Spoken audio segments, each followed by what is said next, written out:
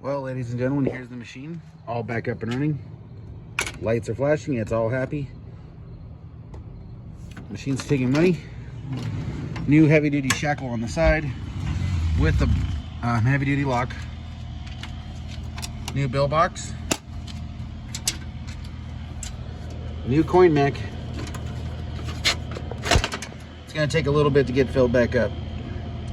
And I'm putting in a new coin box tomorrow. It does not have a pay range device anymore. Unfortunately, the guy stole it. But machine's back up and running.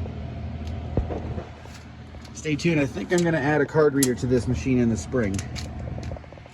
Have a great day, everyone.